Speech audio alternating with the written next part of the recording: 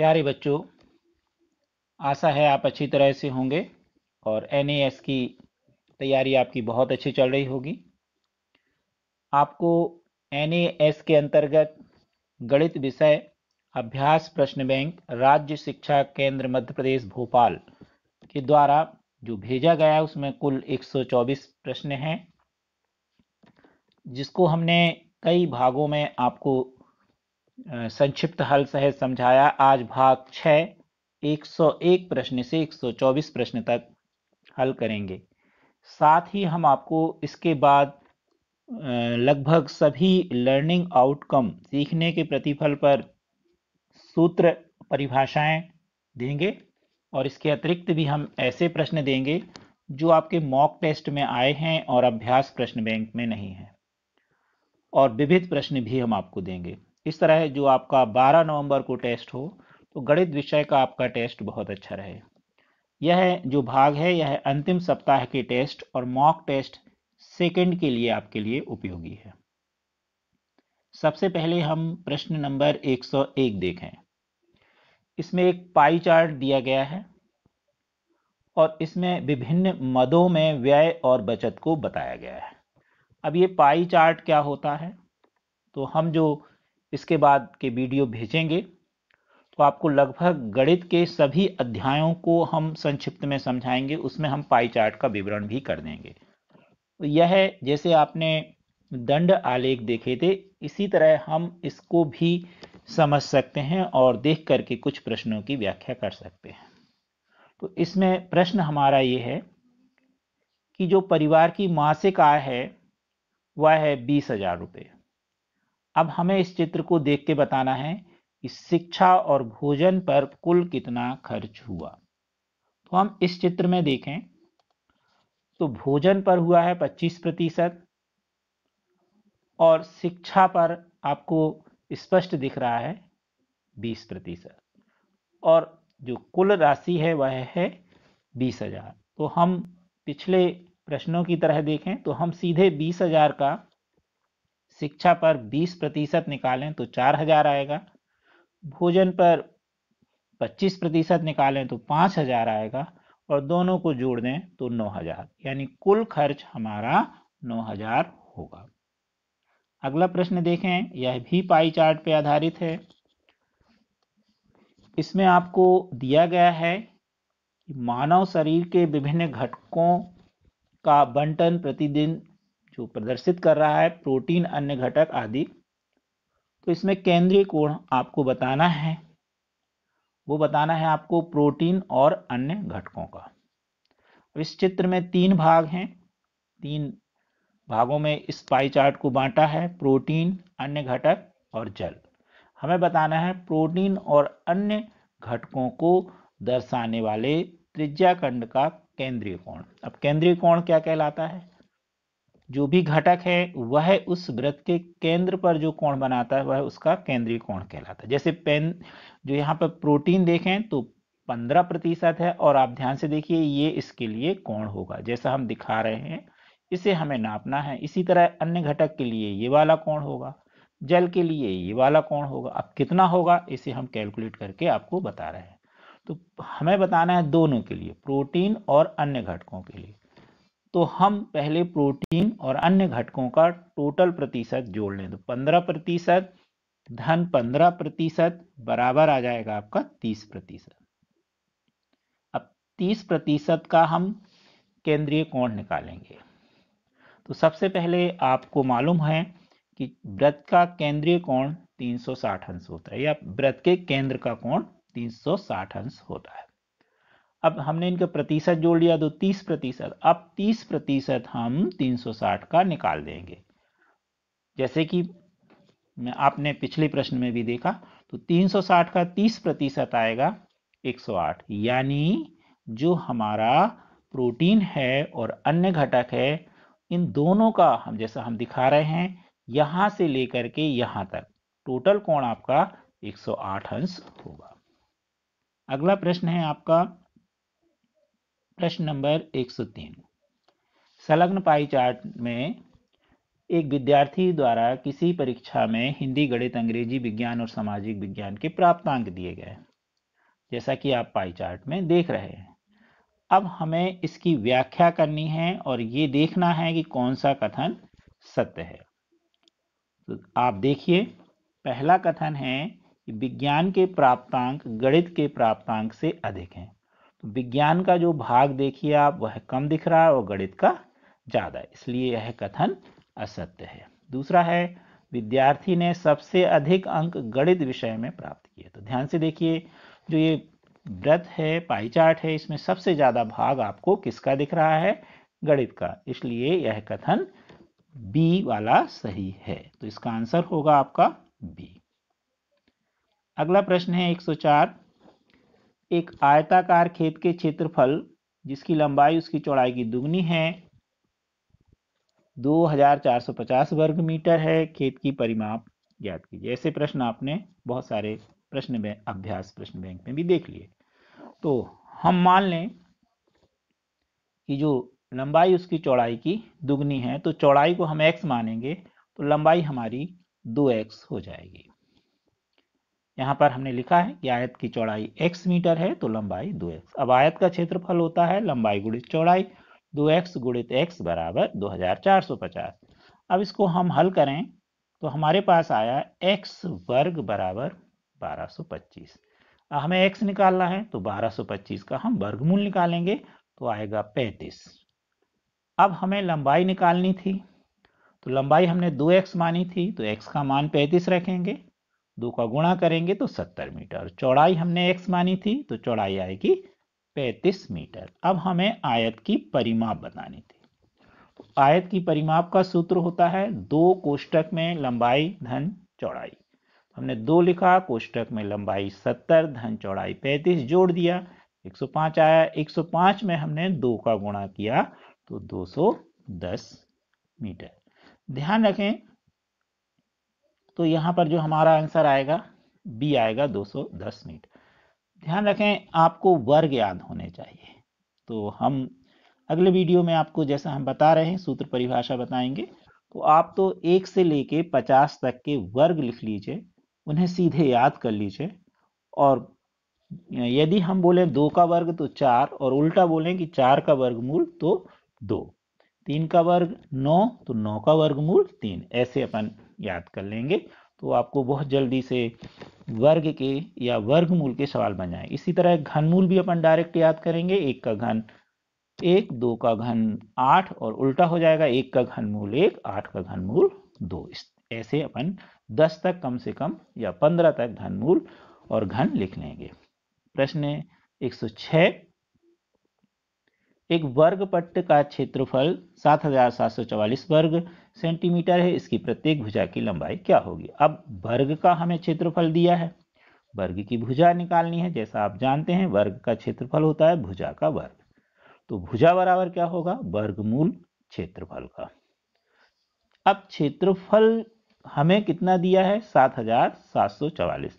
यदि बहुत बड़ा हो और वर्गमूल आपको याद ना हो तो उसके गुणनखंड निकाल लीजिए, और गुणनखंड निकाल के 2-2 की जोड़ियां बना दीजिए, और जोड़ियों में से वर्गमूल में एक जोड़ी में से एक अंक को ले लीजिए, अपने आप गुणा कर दीजिए, जो भी मिलता है आपको वर्गमूल मिल जाए। जैसे हम यहाँ 7744 के हमने गुणनखंड निकाले, पहले 2 का भाग, फिर 2 का, फिर 2 का, फिर 2 का। ध्यान रखना कि जोड़ी के रूप में, तो देखिए एक जोड़ी 2 की और फिर जोड़ी। अब हमें 484 मिला। इसमें आप गुणनखंड ना निकालें, क्योंकि जैसे ही आपको मालूम पड़ गया कि 484 22 का वर्ग है, तो आपको इसको निकालने की जरूरत नहीं है। अब हम देखें, आपको निकालना तो निकाल लीजिए, तो और छोटे छोटे गुणनखंड मिल जाएंगे। अब हमने इस गुणनखंड के वर्गमूल के अंदर 7744 के गुणनखंड निकाले, 2 गुणे 2 गुणे 2 गुणे 2 गुणे 484। अब 2 गुणे 2 की जोड़ी बन गई तो इसका वर्गमूल 2 होगा। इसी तरह इसकी जोड़ी बन गई 2 गुणे 2 की, तो 2 होगा। और 484 का वर्गमूल होता है 22। अब इन सब का गुणा कर दीजिए तो आया 88 सेंटीमीटर, यानी जो वर्ग है उसकी भुजा होगी 88 सेंटीमीटर। प्रश्न 107। एक घन का आयतन 512 घन सेंटीमीटर है, घन की प्रत्येक भुजा की लंबाई कितनी होगी? जैसे अपन ने पिछले प्रश्न में वर्ग का क्षेत्रफल देखा, इसी तरह हम घन का आयतन वाला देखें तो घन का आयतन होता है भुजा का घन। इसे हम 3 की घात भी पढ़ते हैं और क्यूब भी पढ़ सकते हैं। तो घन की भुजा बराबर क्या होगा, तो हम वर्गमूल का निशान लगाएंगे और इसके वर्गमूल के यहाँ पर जैसा आप देख रहे हैं 3 लिख देते तो इसे घनमूल पढ़ते हैं। तो घनमूल आयतन यानी जो घन है उसका आयतन लिख देंगे और यह हमें 512 दिया। 512 किसका घन है, तो ये 8 का, इसलिए 512 का घनमूल होगा 8। जैसे वर्ग और वर्गमूल आपने देखा, ऐसे ही हम घन और घनमूल देखेंगे। यहाँ पर हम चाहें तो गुणनखंड द्वारा 3-3 की जोड़ी बना के भी उसमें से एक ले लेते हैं। तो जब आप इस तरह का अध्याय पढ़ेंगे तब आप देखेंगे। अगला प्रश्न हम देखें। अगला प्रश्न हमें एक संख्या रेखा दी गई है, प्रश्न नंबर 105 है। इसमें दिया गया है कौन सा अक्षर संख्या रेखा पर वर्गमूल 49 को निरूपित करता है। तो आप ध्यान से देखिए कि सबसे पहले हम वर्गमूल 49 देखें, यानी 49 किसका वर्ग है, 7 का। तो वर्गमूल 49 का मान होगा 7 और चित्र में जहां 7 लिखा है वहां सी बिंदु आ रहा है, इसलिए इसका आंसर होगा बी वाला, जिसका बिंदु होगा सी, आंसर सी। अगला प्रश्न देखें, प्रश्न नंबर 108। इसमें हमें दिया गया है 12,000, 10,000, 8,000, 6,000 में कौन सी संख्या पूर्ण घन है। तो घन यदि दाहिनी तरफ से यानी इकाई की तरफ से 0 लगे हैं तो सबसे पहले हमें यह देखना है कि 3 0 होना चाहिए या 3 के गुणज में 0 होना चाहिए, जैसे 3 0 हो या 6 हो या 9 हो इत्यादि। तो सबसे पहले देखिए इन सभी के इकाई की तरफ दाहिनी तरफ से 3-3 0 सभी में हैं, मतलब 0 वाली जो बात है वह सभी में लागू हो रही है। अब 3 0 छोड़ करके जो संख्या देखें क्या वह पूर्ण घन है, तो हम यहां से शुरू से देखें तो 3 0 अगर हम छोड़ दें तो 12 किसी का घन नहीं है। अब देखें यहां पर हम देखें तो 10 आएगा, 3 0 छोड़ने पर 10 भी किसी का घन नहीं है। यहां पर 3 0 अगर हम छोड़ दें या छिपा लें तो 8 बचेगा और 8 2 का पूर्ण घन है, इसलिए इसका उत्तर होगा 8,000 सी। यही चीज हमने यहां लिख दी है, जो हमने आपको समझाई है उसे आप अच्छे से देख लीजिए, पढ़ लीजिएगा। प्रश्न नंबर 109। किसी शाला की प्रार्थना सभा में 1,296 विद्यार्थी हैं। इस प्रकार खड़े कि प्रत्येक पंक्ति में उतने ही विद्यार्थी हैं जितनी पंक्तियां हैं। तो प्रत्येक पंक्ति में कितने विद्यार्थी हैं, हमने एक उदाहरण लिया है, 4 पंक्ति बनाई हमने, 1 2 3 4 और 4 ही हमने विद्यार्थी खड़े किए।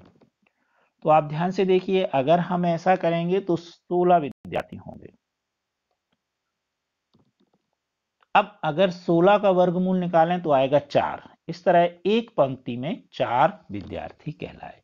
अब यहां कुल विद्यार्थियों की संख्या दी है, क्योंकि यहां पे आपने देखा 16 कुल विद्यार्थी थे तो एक पंक्ति में 16 का वर्गमूल 4 आया। तो ऐसा ही यहां पर हम जो 1296 है इसका हम वर्गमूल निकालेंगे वर्ग की भुजा के अनुसार। तो वर्ग की भुजा अभी आपने देखा, वर्गमूल और उसका वर्ग का क्षेत्रफल, तो हमें 1296 दिया। 1296 किसका वर्ग है, तो यह 36 का वर्ग है, इसलिए 1296 का वर्गमूल होगा 36। यानी पंक्ति में, प्रत्येक पंक्ति में कितने विद्यार्थी खड़े होंगे, 36। जैसे यहाँ 4 खड़े हैं तो उसमें कितने खड़े होंगे, 36 36 36, और कितनी लाइनें बनेंगी, 36। तो इसका उत्तर होगा बी 36। अगला प्रश्न नंबर है 110। एक वर्ग का क्षेत्रफल 4x वर्ग धन 12xy धन 9y वर्ग है, इसकी एक भुजा कितनी होगी, यानी वर्ग की हमें भुजा। पिछले प्रश्नों में आपने सीधा सीधा अंक देखा था और इसमें हमें बहुपद के रूप में दिया है, बस इतना है, और इसमें हमें सर्वसमीका लगा के वर्ग निकालना है। जैसे मान लीजिए कि यहां होता क्षेत्रफल 4 तो वर्ग की भुजा होती क्षेत्रफल का वर्गमूल, 4 का वर्गमूल 2, और सीधे उत्तर आ जाता। अब यहाँ पर हम देखें ये किसका वर्ग है, तो इसके हम गुणनखंड निकालेंगे सर्वसमीका के अनुसार। 4x को हम लिखेंगे 2x का वर्ग, धन 12xy को लिखेंगे 2 कोष्टक में 2x गुणे 3y, और 9y वर्ग को लिखेंगे धन 3y वर्ग। इसके लिखने का तरीका ये है, पहले आप 4x को लिख लीजिए 2x का वर्ग, और धन, क्योंकि यहाँ पर धन है तो धन लगा के आप जगह छोड़ दीजिए थोड़ी सी, और 9 किसका वर्ग है तो 3, और 9y वर्ग को हम लिखेंगे 3y वर्ग। अब ध्यान से देखिए ये 2 कोष्टक मिल गए आपको, एक में मिला 2x, एक में 3y। अब सूत्र के लिए हम धन के बाद यहाँ 2 लिखेंगे और इन दोनों कोष्टकों को यहाँ लिखेंगे और इनका गुणा करेंगे तो हमें 12 मिलना चाहिए। तो मिल रहा है 12xy, इसलिए यह जो आपको 4x वर्ग धन 12xy धन 9y वर्ग है, यह किसका वर्ग है 2x धन 3y का वर्ग। सर्व समीका पर यह a धन b का पूर्ण वर्ग बराबर a वर्ग धन 2ab धन b वर्ग के रूप में है। तो अब हमें वर्ग का क्षेत्रफल मिल गया वर्ग के रूप में। अब इसका हम वर्गमूल निकालेंगे, जैसे आपने देखा, तो हम इसका वर्गमूल निकालें।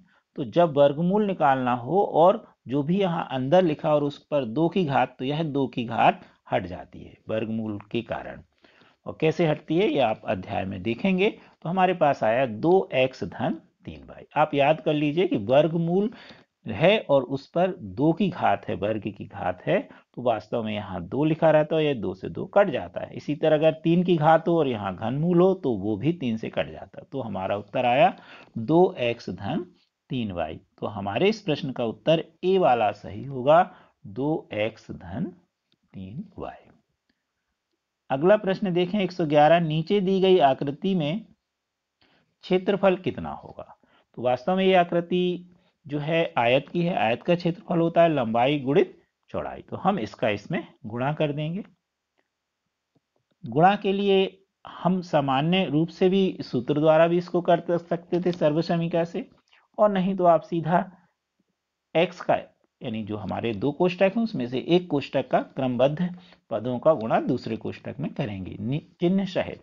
तो x का गुणा पहले x धन 3 में किया हमने, फिर धन 5 लिखा हमने, और फिर x धन 3 में इस 5 का गुणा किया। तो आप देखिए इसके दोनों पदों का गुणा इस कोष्टक में हुआ। अब गुणा कर दें तो x का x में x वर्ग धन 3x धन 5x धन 15, x वर्ग ज्यों का त्यों धन 3x धन 5x हो जाएंगे धन 8x और धन 15 ज्यों के त्यों। तो यह हमारा आयत का क्षेत्रफल होगा, उत्तर डी। प्रश्न 112, 1005 का वर्ग का मान क्या होगा। तो हम 1005 को लिखेंगे बराबर 1000 धन 5 का पूर्ण वर्ग। अब यहां पर सर्व समीका लगेगी a धन b का पूर्ण वर्ग वाली, जो होती है a वर्ग धन 2ab धन b वर्ग। यहां पर a को हम 1000 माने और b को हम 5। तो a वर्ग यानी 1000 का वर्ग धन 2, a यानी 1000 का गुणा, b यानी 5 धन b वर्ग यानी 5 का वर्ग। अब 1000 का वर्ग, तो सबसे पहले जब दाहिनी तरफ से 0 हो तो उन 0 को छिपा लीजिए। अब यहाँ बचा 1, तो 1 का वर्ग 1। अब यहाँ 3 0 छिपाए, 2 की घात है तो 2 का 3 में गुणा हुआ तो 6, तो 6 0 हो जाएंगे। यहाँ पे गुणा कर लीजिए, 5 दूनी 10, 10 का गुणा 1000 में होगा तो 10,000, और 5 का वर्ग 25। अब इनको जोड़ लीजिए तो आएगा 10 लाख 10,025। तो उत्तर आ गया 10 लाख 10,025, जो बी ऑप्शन वाला होगा। 113वां प्रश्न है, एक आयत का क्षेत्रफल दिया है x वर्ग धन 9x धन 20।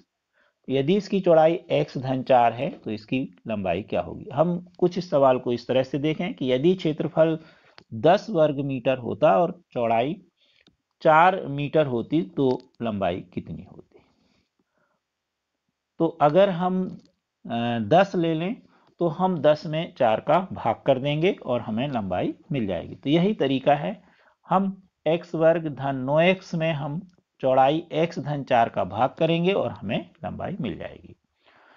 तो हम यहाँ पर भाग सिस्टम से भी कर सकते और सर्व समीका से भी। तो हमने भाग सिस्टम से किया है। हमने लंबाई के लिए जो क्षेत्रफल है उसमें चौड़ाई का हमने भाग दिया और भाग बाजू में हमने आपको करके भी बताया है। तो सबसे पहले एक्स स्क्वायर धन 9x धन 20 में हम x धन 4 का भाग कैसे देंगे ये सीखें। तो जिसमें हमें भाग देना है तो उसका हम पहला पद बाईं तरफ से भाग के अनुसार लेंगे तो x वर्ग मिलेगा। अब जिसका हमें भाग देना है x धन 4 से उसका भी हम बाईं पक्ष से पहला पद लें x, तो x वर्ग में x से भाग करेंगे तो कटने पर आपको मिलेगा x, तो इस x को हम ऊपर लिख देंगे। अब x का गुणा x में होगा जैसा हम बता रहे हैं, कर्सर से देखिए, तो x वर्ग फिर x का गुणा 4 में भी होगा धन 4 में, तो धन 4x हमने नीचे लिख दिया। अब घटाया, चिन्ह बदल दिए, x वर्ग से x वर्ग कट गया, धन के 9x और ऋण के 4x तो धन के 5x। अब यहां से ऊपर से हमने धन 20 उतार दिया। अब फिर वही नियम फिर से लगाएंगे, जो हमें बचा है उसमें से पहला पद धन 5x लेंगे। ध्यान रहे चिन्ह सहित लिखना तो आपसे त्रुटि नहीं होगी। तो हमने धन 5x लिख दिया और हर बार जैसे आपने ऊपर x से भाग दिया इस x का फिर हम भाग देंगे। जितनी भी बार भाग देंगे तो हम जो भाग जिससे हम दे रहे हैं उसका बाएं तरफ से दाएं तरफ से हम पहला पद लेंगे x और उसी से हम भाग देते जाएंगे। तो 5x में x का भाग देने पे हमें मिला धन 5x, तो धन 5x हमने ऊपर लिख दिया भागफल में। अब धन 5 का गुणा x में हुआ तो आया धन 5x, फिर धन 5 का गुणा 4 में होगा तो धन 20 और घटाने पर चिन्ह बदल गए, कट गए आपस में, तो 0 0 आ गए। तो भागफल आया हमारे पास x धन 5। तो हमारे पास जो लंबाई आएगी वह होगी x धन 5। ये थोड़ी कठिन सवाल है, एक बार के सवाल में आपको समझ में नहीं आएगा।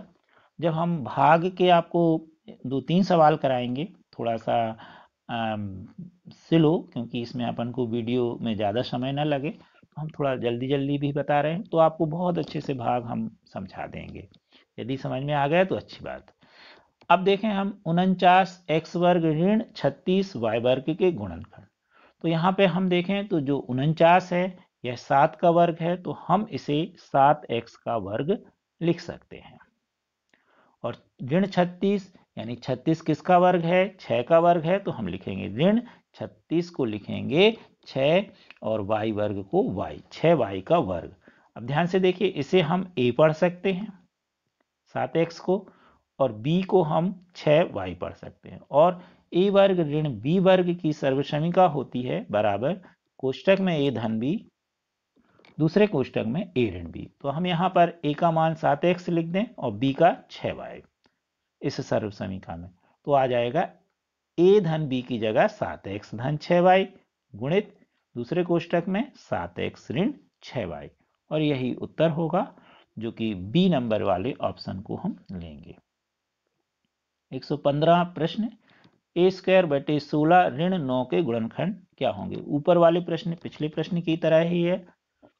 यहाँ पर हम ए स्क्वायर ऋण 16 ऋण 9 को बराबर में लिखेंगे और यहाँ 16 4 का वर्ग है, तो ए बटे 4 का वर्ग ऋण 9 को हम 3 का वर्ग, फिर वही ए को हम ए बटे 4 माने और बी को हम 3 माने, तो ए धन बी यानी ए बटे 4 धन 3 और ए ऋण बी यानी ए बटे 4 ऋण 3, यह हमारे गुणनखंड होंगे। तो ये 114 प्रश्न की तरह था, केवल मान भर बदल गए। 116वां प्रश्न, 4 सेंटीमीटर भुजा वाले एक घन को 1 सेंटीमीटर भुजा वाले घन में काटा जाता है। प्रारंभिक कटे हुए एक घन के पृष्ठीय क्षेत्रफल में क्या अनुपात होगा। तो प्रारंभिक और कटे हुए घन, तो सबसे पहले हम ये देखें कि 4 सेंटीमीटर भुजा वाले घन को 1 सेंटीमीटर भुजा वाले घन में काटने पर कितने छोटे छोटे घन बनेंगे। तो हम पहले छोटे छोटे घनों की संख्या निकालें, ऐसे प्रश्न हम आपको पहले बता चुके हैं। सबसे पहले जो बड़ा घन है 4 सेंटीमीटर वाला, उसका आयतन निकाल लें और 1 सेंटीमीटर वाले घन का आयतन। घन का आयतन होता है भुजा पर 3 की घात या भुजा का घन, जो अभी आपने थोड़ी देर पहले देखा। तो 4 का घन होगा 4 गुणे 4 गुणे 4, या सीधे आप 64 भी लिख सकते हैं। और 1 का घन होगा 1 गुणे 1 गुणे 1, यानी टोटल बनेंगे 64 घन। अब हमें क्या निकालना है, जैसा उसमें कहा जा रहा है कि प्रारंभिक और जो कट गए हैं घन उनके पृष्ठीय क्षेत्रफलों में अनुपात। अब घन का पृष्ठीय क्षेत्रफल होता है, इसमें हमने आपको सूत्र भी लिख के दिया, 6L वर्ग। L यानी भुजा की लंबाई। तो जो बड़ा घन है उसका पृष्ठीय क्षेत्रफल होगा 6L यानी भुजा 4 थी तो 4 गुणे 4, वर्ग का मतलब 2 बार, घन का मतलब 3 बार गुणा।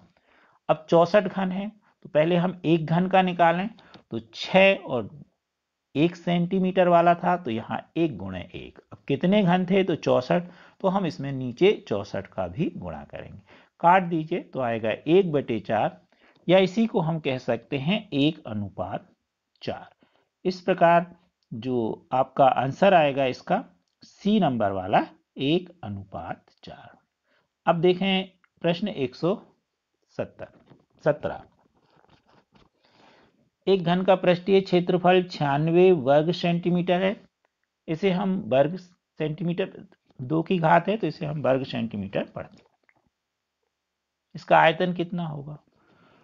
तो फिर वही जो अभी आपने ऊपर सूत्र देखा पिछले प्रश्न में, तो इसमें जो पृष्ठीय क्षेत्रफल है घन का 6L वर्ग होता है, और यह हमें 96 दिया हुआ है, तो L वर्ग बराबर हल करने पे हमें मिलेगा वर्गमूल 16, या 16 का वर्गमूल 4। तो L का मान हमें मिल गया 4।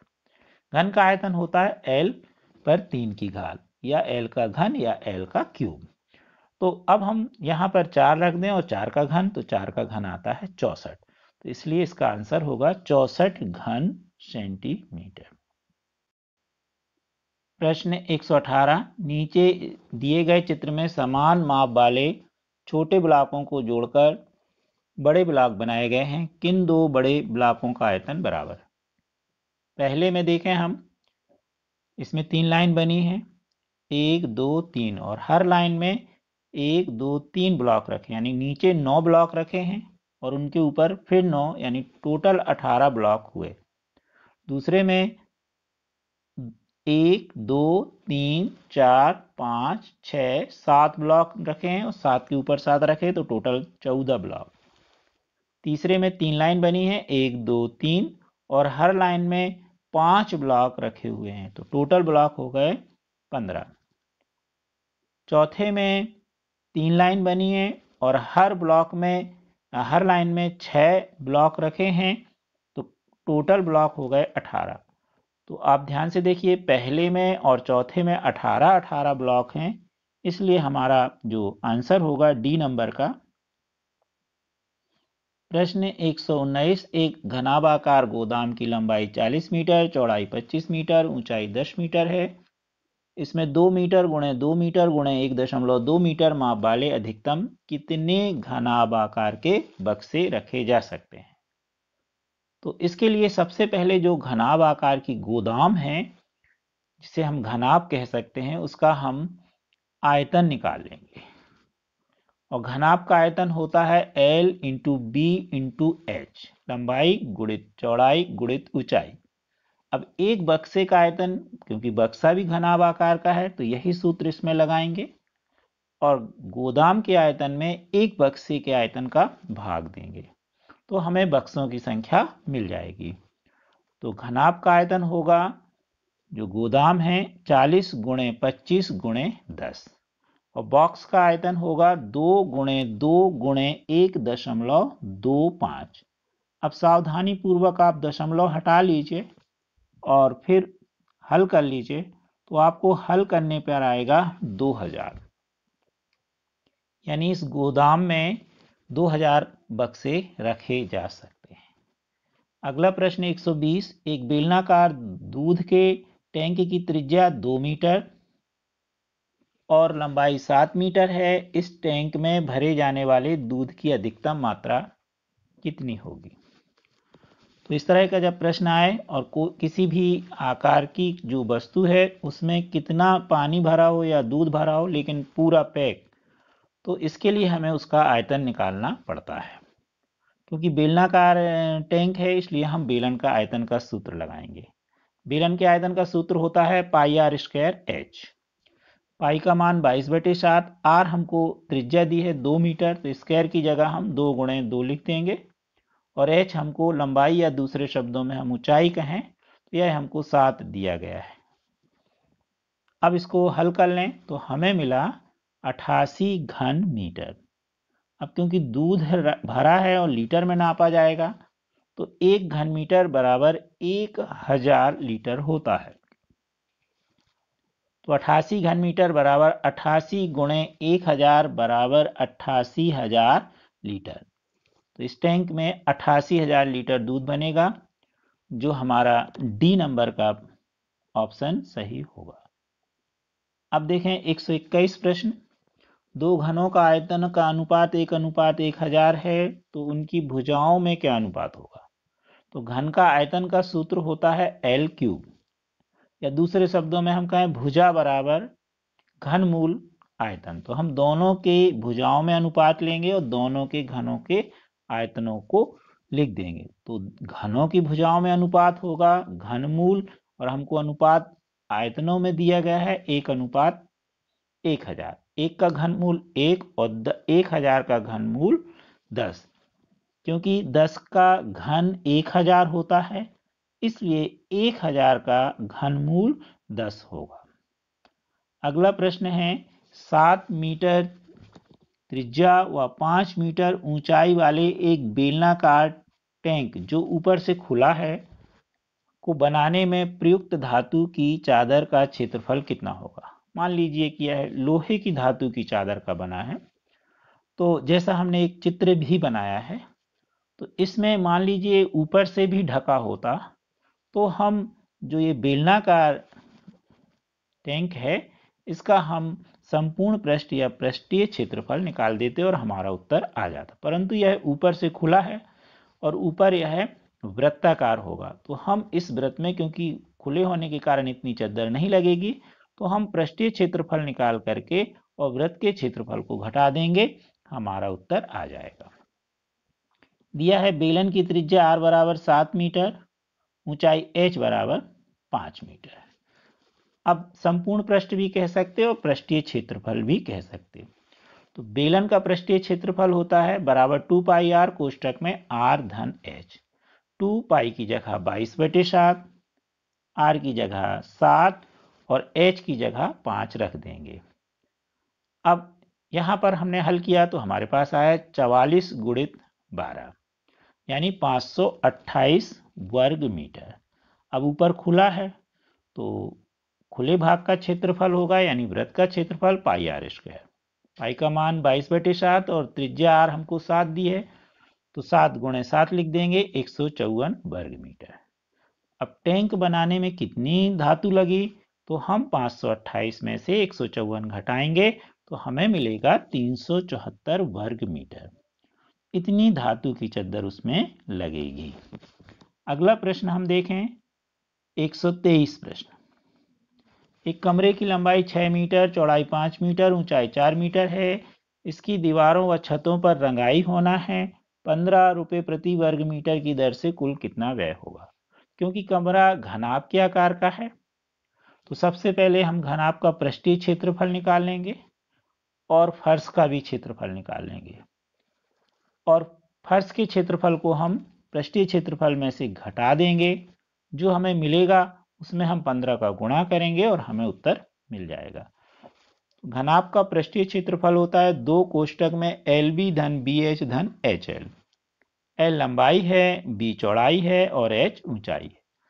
यहां हम L का मान, लंबाई का मान 6, चौड़ाई B का मान 5 और ऊंचाई H का मान 4 रख देंगे। अब इसको हल करेंगे तो आएगा 148 वर्ग मीटर। अब फर्श लंबाई गुणित चौड़ाई होगा फर्श का क्षेत्रफल, तो 6 गुणे 5 बराबर 30। अब हम 148 में से 30 को घटा देंगे तो बचेगा 118। अब रंगाई में कितना खर्च हुआ? तो प्रति वर्ग मीटर हुआ है 15 रुपये, तो हम इसमें 15 का गुणा करेंगे तो 1770 रुपये। तो इस प्रश्न का उत्तर होगा 1770 रुपये। प्रश्न 124। यदि किसी घन की भुजा को 10 गुना कर दिया जाए तो प्रारंभिक घन और नवीन घन के पृष्ठीय क्षेत्रफलों में क्या अनुपात होगा? तो जो प्रारंभिक घन यानी घन का क्षेत्रफल होता है 6l²। अब घन की भुजा यानी l को 10 गुना कर दिया जाए, यानी l की जगह हम 10l रखें पृष्ठीय क्षेत्रफल के सूत्र में। तो जो नवीन घन का पृष्ठीय क्षेत्रफल होगा वह होगा 6 कोष्टक में 10l का पूर्ण वर्ग। 10 का वर्ग हो जाएगा 100 और l वर्ग ज्यों का त्यों। अब हम पहले वाले जो पृष्ठीय क्षेत्रफल है घन का उसको लिख दें और बाद वाले पृष्ठीय क्षेत्रफल को। तो अनुपात होगा 6l वर्ग बटे 6 गुणे 100l वर्ग। 6 से 6 कट जाएगा, l वर्ग से l वर्ग कट जाएगा, तो आएगा 1/100। या दूसरे शब्दों में हम कहें तो इसका उत्तर होगा C1:100। इस तरह आपके प्रश्न बैंक के अभ्यास प्रश्न बैंक के 124 प्रश्न पूर्ण होते हैं। आशा है आपको सभी प्रश्न समझ में आ गए होंगे। अगले वीडियो में जैसा हमने कहा आपको महत्वपूर्ण सूत्र और कुछ ट्रिक दे रहे हैं हम आपको, तो इनको देखिएगा और साथ ही हम कुछ और भी प्रश्न आपको एक्स्ट्रा देंगे जो हमारे सीखने के प्रतिफल पर आधारित होंगे। आप तैयार करिए और 12 नवंबर के टेस्ट में आपको गणित विषय में कोई कठिनाई ना आए। आप हमारे सभी चैनल को देखने के लिए सब्सक्राइब करिए, शेयर करिए, बेल आइकन का बटन दबाइएगा। Thank you.